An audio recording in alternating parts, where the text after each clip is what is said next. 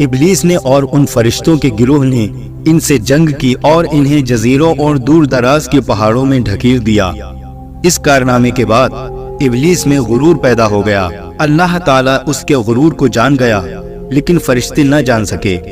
ابلیس آسمانی دنیا، زمین اور اس کے درمیان سب علاقے کا بادشاہ تھا، اور ساتھ ہی ساتھ جنت کی حفاظت کا بھی ذمہ دار تھا۔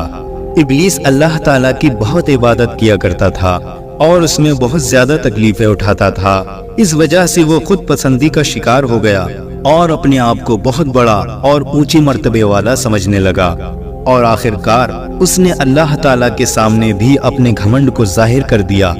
جب اللہ تعالیٰ نے آدم علیہ السلام کو پیدا فرمایا تو فرشتوں کو حکم دیا کہ آدم کو سجدہ کریں۔ سب نے حکم کی تعمیل کی، لیکن ابلیس نے انکار کر دیا اور اللہ تعالیٰ کی نافرمانی کی۔ اللہ تعالیٰ تمام بھی جانتا ہے۔ ابلیس سے سوال کیا، تجھے کس چیز نے آدم کو سجدہ کرنے سے روکا؟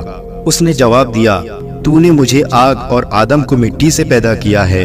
شیطان کا جواب تکبر اور جہالت والا تھا۔ اللہ تعالیٰ اس پر غضبناک ہوا اور ابلیس کو اپنی رحمت سے نکال دیا اور لعنت کی توق اس کی گردن میں ڈال دی۔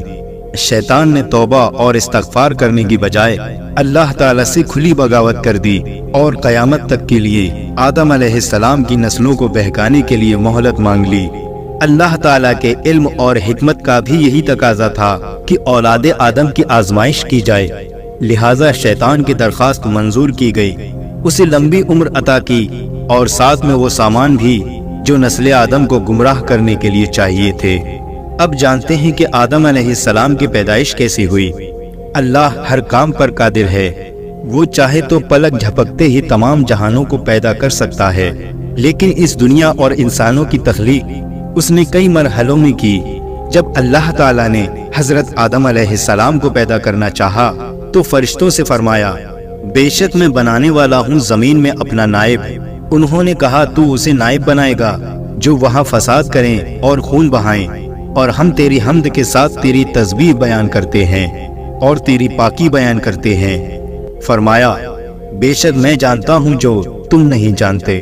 دوستو، فرشتوں نے ایسا اس لیے کہا کہ سب سے پہلے زمین پر رہنے والے جنوں نے فساد برپا کیا تھا، خون بہایا تھا اور اللہ کی نافرمانی کی تھی، لہٰذا اب جو خلیفہ بنے گا وہ بھی ایسا ہی کرے گا۔